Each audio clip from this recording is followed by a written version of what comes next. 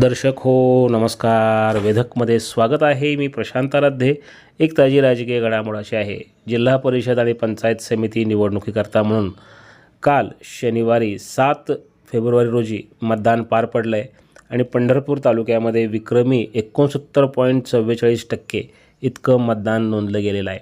सर्वाधिक मतदानाची नोंद जी आहे ती करकम, भोसे, वाखरी आणि कासेगाव या गटांमध्ये झालेली दिसत आहे.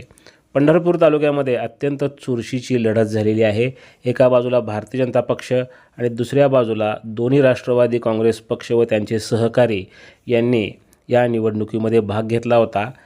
माजी आमदार प्रशांत परिचारक, कल्याणराव काळे, ॲडव्होकेट गणेश पाटील, युवराज पाटील हे भाजपच्या प्रचारामध्ये होते, तर दुसरीकडं माढ्याचे आमदार अभिजित आबा पाटील याचबरोबर भगीरथ भालके व अन्य पक्षातील जे नेते आहेत त्यांच्या सहकारी सगळे ते प्रचारामध्ये होते आणि चुरशीनं मतदान हे पार पडलेलं आहे. सर्वाधिक जास्त मतदान हे करकम गटामध्ये 77.07% जिल्हा परिषदेकरता झालेलं आहे.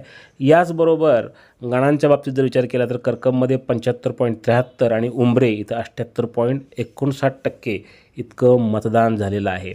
तालुक्यातील एकूण मतदान जे आहे ते 69.44% इतकं आहे. गटनिहाय मतदान करकम 77.07%, भोसे 73.34%, रोपळे 63.65%, गोपाळपूर 66.90%, वाखरी 75.59%, भाळवणी 66.36%.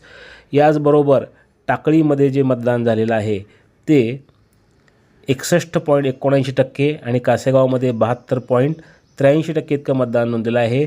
करकममध्ये 77, भोसेमध्ये 73, याचबरोबर वाखरीमध्ये 75.59 आणि कासेगावमधलं 72.83%. हे जवळपास हे 70% वरचं मतदान या 4 गटांमध्ये नोंदलं गेलेलं आहे.